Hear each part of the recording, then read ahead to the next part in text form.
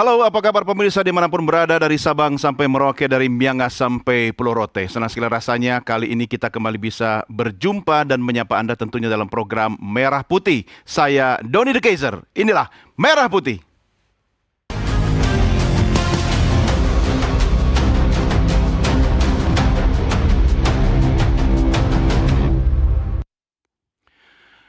Di tanah asa, ilmu semestinya menumbuhkan asa. Tempat anak bangsa menata cita. Namun kini sunyi, berubah lara karena tawa berubah jadi senjata. Satu kata bisa menorehkan perih, satu tindakan mampu memadamkan mimpi, hingga jiwa muda berteriak dalam sunyi, mencari ruang aman yang tak lagi dimengerti. Lidah tajam, jari pun bisa menyayat. Canda yang salah makna, jiwa pun dapat terhanyut. Pemirsa, kabar duka mengetuk nurani di sekolah tempat ilmu berdiri. Selamat malam dan kita jumpa dalam Merah Putih. Kami ajak Anda untuk berdiskusi tentang peristiwa yang menyayat hati yang belum lama ini terjadi di SMA Negeri 72 Jakarta. Kami sudah menghadirkan narasumber yang akan berbincang dengan Anda malam ini. Jangan lupa saksikan kami selain melalui tayangan Nusantara TV juga melalui live streaming kami di channel official YouTube kami. Dan saya perkenalkan tamu-tamu yang sekaligus menjadi panelis kita dalam diskusi Merah Putih malam ini. Di sebelah kiri saya adalah Asisten Deputi Penyediaan Layanan Anak yang Memerlukan Pelindungan Khusus atau AMPK dari Kementerian Pemberdayaan Perempuan dan Pelindungan Anak, Ciput Eka Purwiyanti. Bu Ciput, apa kabar? Baik, Mas Doni. Panjang kali nomenklaturnya ya. Iya. Terima kasih sudah kembali bersama kita. Dan senang. saya tahu perjuangan Anda. Terima kasih. Oke. Dan saya juga hadirkan dua narasumber keren yang hadir di sebelah kanan saya. Yang pertama adalah psikolog klinis dari Universitas Indonesia, Fibi Ramadina. Bu Fibi, apa kabar? Selamat malam, kabar baik. Sehat? Sehat, alhamdulillah. Terima kasih bersama kami. Dan di sebelahnya adalah psikolog keluarga Joyce Manurung. Bu Joyce, apa kabar Bang Doni? Sehat? Alhamdulillah, puji Tuhan. Selalu sehat. Yang selalu penting semangat sehat Iya. ya. Terima kasih sudah kita culik lagi ya. Kembali kasih kalau Baik. gitu. Dan tentunya tidak ketinggalan pemirsa, narasumber kita yang sudah terhubung melalui saluran Zoom, yaitu Komisioner KPAI, Kawian. Pak Kawian, apa kabar?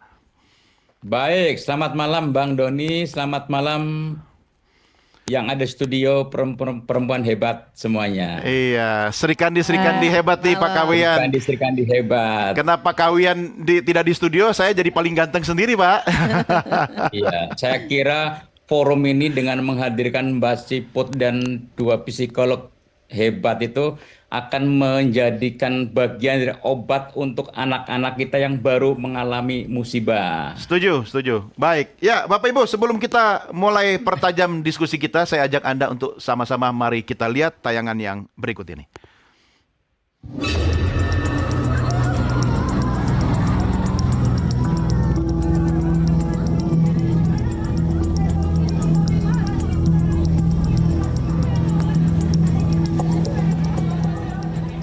Polisi menetapkan siswa pelaku peledakan di SMAN 72 Kelapa Gading, Jakarta Utara sebagai anak berkonflik dengan hukum atau ABH.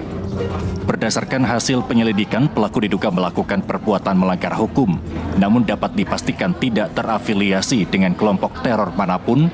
Pelaku melakukan hal tersebut secara mandiri. Pelaku pun merupakan siswa aktif di SMAN 72.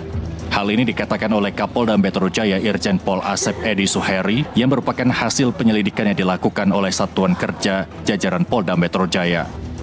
Asep juga mengatakan anak berkonflik dengan hukum atau ABH memiliki pribadi yang tertutup, jarang bergaul, dan menyukai konten kekerasan dan ekstremis.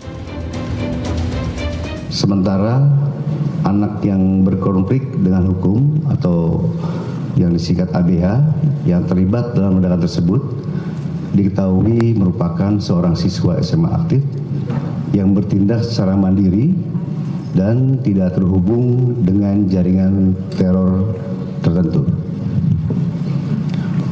Berikutnya kami telah memeriksa 18 orang saksi yang terdiri dari para korban, ya, baik para guru dan para siswa, termasuk ABH dan keluarga ABH. Berdasarkan keterangan yang kami himpun, ABH yang terlibat dalam kasus ledakan ini dikenal sebagai pribadi yang tertutup, jarang bergaul, dan dia juga memiliki ketertarikan pada konten kekerasan serta hal-hal yang ekstrim. Pihak kepolisian juga menyampaikan menemukan 2 bom yang meledak di TKP dan menjinakkan beberapa bom lain yang masih aktif. Petugas kepolisian juga menemukan remote yang berada di taman baca yang diduga digunakan pelaku untuk meledakkan bom.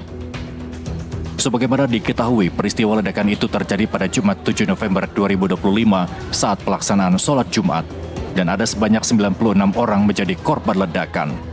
Dari Jakarta, jurnalis NTV melaporkan.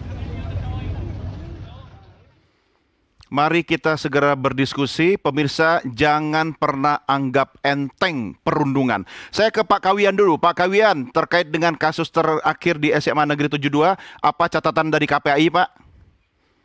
Catatan kami adalah bahwa kasus tersebut merupakan kasus yang sangat memprihatinkan dan tidak boleh terulang lagi di masa mendatang dan di tempat-tempat lain. Karena kasus ini yang dilakukan oleh satu anak atau satu orang menimbulkan korban yang sangat-sangat banyak. Korbannya itu tidak hanya luka fisik, tapi juga luka batin cukup lama untuk proses pemulihan.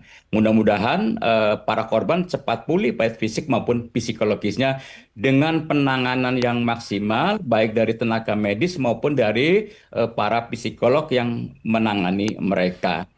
Kemudian saya sepakat bahwa kasus perundungan tidak boleh dianggap enteng walaupun banyak atau ada beberapa orang yang menganggap enteng. Ini tidak boleh dianggap enteng karena perundungan adalah segala bentuk yang menyakitkan, yang membuat orang tersinggung, terhina, kan? Kemudian bisa si korban juga kadang-kadang bisa memiliki rasa kebencian dan sebagainya. Maka sepakat untuk tidak boleh dianggap enteng, terutama oleh guru, orang tua, dan masyarakat.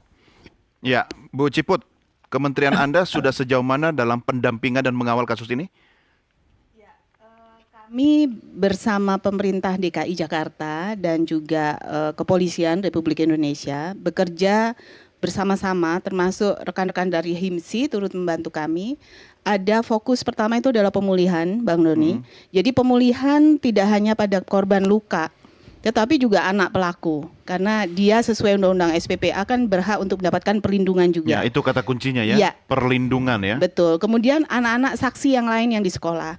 Jadi ada sekitar 790 loh warga satuan pendidikan di SMA Negeri 72 ini yang terdampak secara psikologis akibat peristiwa ini. Mereka meskipun mereka nggak secara langsung korban luka-luka.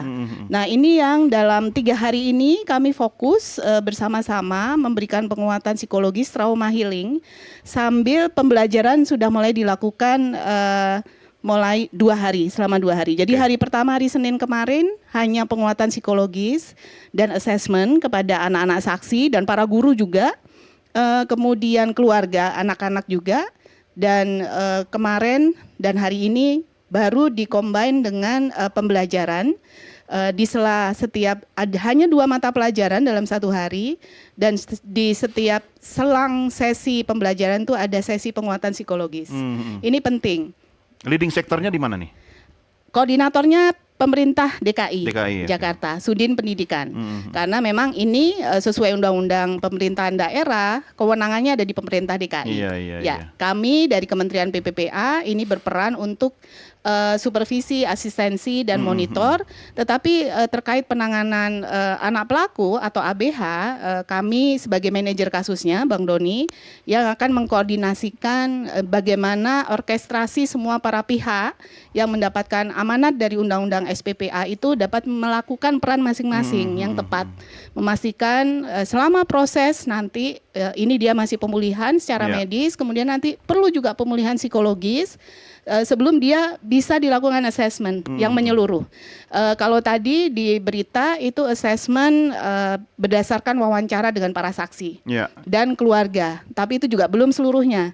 Jadi prosesnya akan agak panjang untuk melalui ini semua. Oke, gitu. sejujurnya ya, Bu Joyce, kita semua ini itu punya peran dan andil loh, dan Setuju. bertanggung jawab. Komentar Anda? Setuju.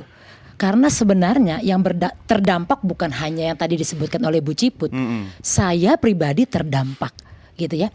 Peran kita adalah bagaimana? Bagaimana kita juga menyiapkan kelompok, komunitas, kondisi sekitar yang aman, itu, yang kemudian nanti itu bisa saling berinteraksi, ya.